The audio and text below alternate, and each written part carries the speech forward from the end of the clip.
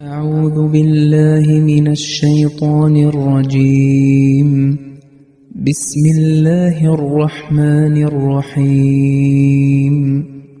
بئس ما اشتروا به أنفسهم أن يكفروا بما أنزل الله بغيا أن ينزل الله من فضله على من يشاء من عباده فباءوا بغضب على غضب وللكافرين عذاب مهين. അസ്സലാമു അലൈക്കും വറഹ്മത്തുള്ളാഹി വബറകാതുഹു. പരിശുദ്ധ ഖുർആനിലെ രണ്ടാമത്തെ അധ്യായമായ സൂറത്തുൽ ബഖറയിലെ 91-ാമത്തെ വചനമാണ് നിങ്ങൾ ഇപ്പോൾ ഇവിടെ ശ്രവിച്ചത്. അതിൻ്റെ അർത്ഥം ഇപ്രകാരമാകുന്നു: അവരുടെ ആത്മാക്കൾക്ക് പകരമായി വിറ്റുകിട്ടിയത് വളരെ മോശപ്പെട്ടതാണ്.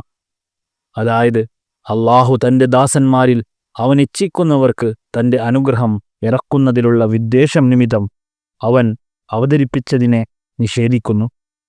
അതിനാൽ അവർ മേൽക്കുമേൽ കോപത്തിന് പാത്രമായിരിക്കുന്നു. നിഷേധികൾക്ക് അപമാനകരമായ ശിക്ഷയുണ്ട്. ഹസ്രത്ത് ഖലീഫത്തുൽ മസീഹ് സാനി റളിയല്ലാഹു തആല അൻഹുവിൻ്റെ തഫ്സീർ കബീറിനെ ആസ്പദമാക്കിയാണ് ഈ ആയത്തിൻ്റെ വിശദീകരണം നാം ചർച്ച ചെയ്യാൻ പോകുന്നത്.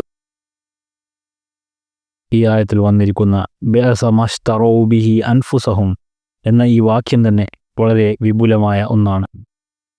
ഇവിടെ ഇഷ്തറ എന്ന ഈ പദത്തിന് രണ്ട് അർത്ഥങ്ങൾ വരാം. അതായത്, വാങ്ങുക എന്ന അർത്ഥവും വരാം, അതുപോലെ തന്നെ വിൽക്കുക എന്ന അർത്ഥവും ഇതിന് വരാവുന്നതാണ്. ഒരാൾ അള്ളാഹുവിൽ വിശ്വസിക്കുമ്പോൾ അള്ളാഹുവും അവനും തമ്മിൽ ഒരു കച്ചവടം നടക്കുന്നുണ്ട് എന്ന് പരിശുദ്ധ ഖുർആനിൽ നിന്ന് സ്ഥാപിതമായൊരു കാര്യമാണ്. ഉദാഹരണത്തിന് സൂറത്തു തൗബയുടെ 111-ാമത്തെ വചനത്തിൽ അള്ളാഹു സുബ്ഹാനഹു വ തആല പറയുന്നു: ഇന്നല്ലാഹ ഇശ്തറാ മിനൽ മുഅ്മിനീന അൻഫുസഹും വ അംവാലഹും ബിഅന്ന ലഹുമുൽ ജന്ന.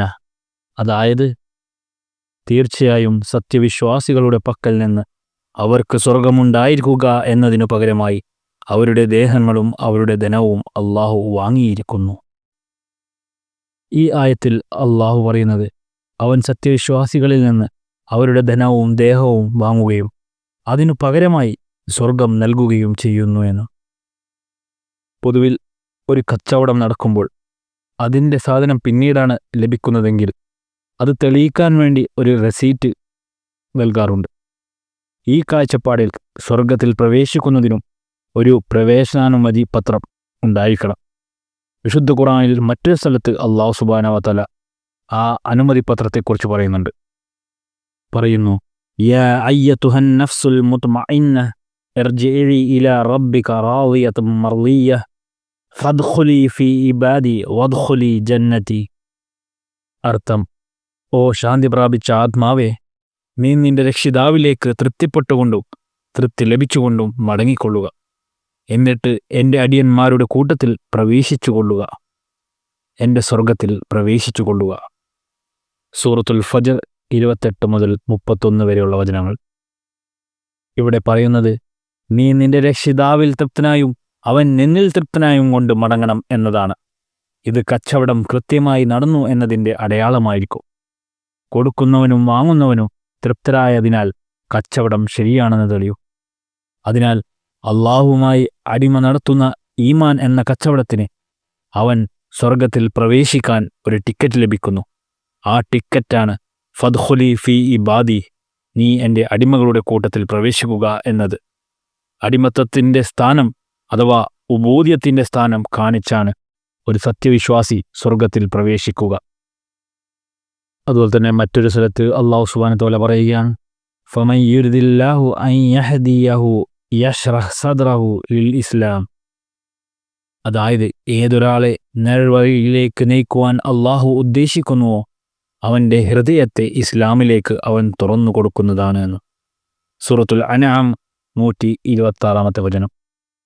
അതായത്, അള്ളാഹു ആർക്ക് സ്വർഗം നൽകാനും വിജയിപ്പിക്കാനും ഉദ്ദേശിക്കുന്നുവോ അവൻ്റെ നെഞ്ച് ഇസ്ലാമിനായി വിശാലമാക്കി കൊടുക്കുന്നു. ഇവിടെ ഇസ്ലാം എന്ന വാക്ക് ഈമാൻ എന്ന അർത്ഥത്തിലും ഉപയോഗിച്ചിരിക്കുന്നു. അതിനാൽ നെഞ്ച് തുറക്കപ്പെടുക എന്നത് സ്വർഗത്തിലേക്കുള്ള മറ്റൊരു ടിക്കറ്റാണ്. യഥാർത്ഥത്തിൽ ഉബൂദിയത്തും അതായത് അടിമത്വവും ഷറഹു സദർ അതായത് ഹൃദയവിശാലതയും എന്നിവ ഒന്നു തന്നെയാണ്. കാരണം അബ്ദ് എന്നതിൻ്റെ അർത്ഥം അങ്ങേയറ്റത്തെ വിനയവും ദൈവത്തിൻ്റെ മുദ്രയെ സ്വീകരിക്കലുമാണ്. ദൈവത്തിൻ്റെ മുദ്രയെ സ്വീകരിക്കാൻ തുടങ്ങുന്നവനാണ് പൂർണ്ണനായ അടിമ. ഇതാണ് ഷർഹു സദർ എന്നതിൻ്റെയും അർത്ഥം, അതായത് ഹൃദയവിശാലത എന്നതിൻ്റെയും അർത്ഥം. ചുരുക്കത്തിൽ മനുഷ്യൻ സത്യവിശ്വാസിയാകുമ്പോൾ തന്നെ അള്ളാഹുവുമായി കച്ചവടം നടക്കുന്നു. അവൻ തൻ്റെ ധനവും ദേഹവും അള്ളാഹുവിന് മുന്നിൽ സമർപ്പിക്കുന്നു. അതിനു പകരമായി അള്ളാഹു അവന് സ്വർഗം നൽകുന്നു. സ്വർഗം മരണശേഷമാണ് ലഭിക്കുന്നത് എന്നതുകൊണ്ട് ഈ ലോകത്ത് അവന് അനുമതിപത്രം അതായത് ടിക്കറ്റ് നൽകുന്നു. അത് കാണിച്ച് അവന് സ്വർഗത്തിൽ പ്രവേശിക്കാം. ആ ടിക്കറ്റാണ് അടിമത്വവും ഇസ്ലാമിനോടുള്ള ഹൃദയവിശാലതയും. അപ്പോൾ ഇവിടെ ഉദിക്കുന്നൊരു ചോദ്യമാണ്, ഇനി അഥവാ ഒരാൾക്ക് ഈ കച്ചവടം റദ്ദാക്കണമെങ്കിൽ എന്ത് ചെയ്യണം? അതിനുള്ള ഉത്തരമാണ് അപ്പോൾ അള്ളാഹു പറയും, സ്വർഗത്തിൻ്റെ ടിക്കറ്റ് തിരികെ തരൂ, നിന്റെ വസ്തുക്കൾ നീ എടുത്തുകൊള്ളുക എന്നത്. ഹസ്രത്ത് മൂസാ നബി അലൈഹി സ്വലാത്തു വസ്സലാമിൻ്റെ ജനത അദ്ദേഹത്തിൽ വിശ്വസിച്ചപ്പോൾ ആ ജനതയുടെ കച്ചവടം അള്ളാഹുമായി ഉറപ്പിക്കപ്പെട്ടു. അവർക്ക് സ്വർഗത്തിൻ്റെ ടിക്കറ്റ് ലഭിച്ചു. അതുപോലെ തന്നെ ഹസ്രത്ത് ഈസാ നബി അലൈഹി സ്വലാത്തു വസ്സലാമിൻ്റെ ജനത അദ്ദേഹത്തിൽ വിശ്വസിച്ചപ്പോൾ അവർക്കും അത് ലഭിച്ചു. അവർ അതാത് കാലഘട്ടങ്ങളിൽ മുഅ്മിനീങ്ങളായിരുന്നു. ഇപ്രകാരം തന്നെ മുസ്ലിങ്ങളും അള്ളാഹുമായി കച്ചവടം ഉറപ്പിച്ചു. അള്ളാഹു അവർക്കും സ്വർഗത്തിൻ്റെ ടിക്കറ്റ് നൽകി.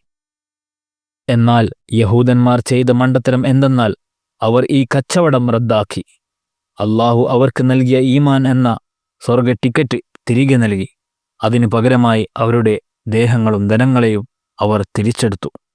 അള്ളാഹുവിൻ്റെ സമ്മാനമായ ഇസ്ലാമിനെയും ഈമാനിനെയും അവർ ഉപേക്ഷിച്ചു. അതിനാൽ അള്ളാഹു സുബ്ഹാനഹു വ തആല പറയുകയാണ്, ബിഅസമഷ്തറൗ ബിഹി അൻഫുസഹും, അതായത് ആദ്യത്തെ കച്ചവടം അനുഗ്രഹമുള്ളതായിരുന്നു, എന്നാൽ ഈ കച്ചവടം അങ്ങേയറ്റം ചീത്തയും നാശകരവുമാണ്. ആദ്യത്തെ കച്ചവടത്തിൽ അവർ നൽകിയത് വളരെ തുച്ഛമായ സാധനങ്ങളാണെങ്കിലും അവർക്ക് കിട്ടിയത് വളരെ വലിയൊരു അനുഗ്രഹമായിരുന്നു. എന്നിട്ടും എന്തിനാണത് റദ്ദാക്കിയത്? ഇതിനുള്ള ഉത്തരവും തുടർന്നുള്ള വിശദീകരണവും ഇൻഷാ അല്ലാഹ് അടുത്ത ദർസിൽ നൽകുന്നതായിരിക്കും. ജസാക്കുമുല്ലാഹു വഖിറ ദഅവാനാ അൽഹംദുലില്ലാഹി റബ്ബിൽ ആലമീൻ.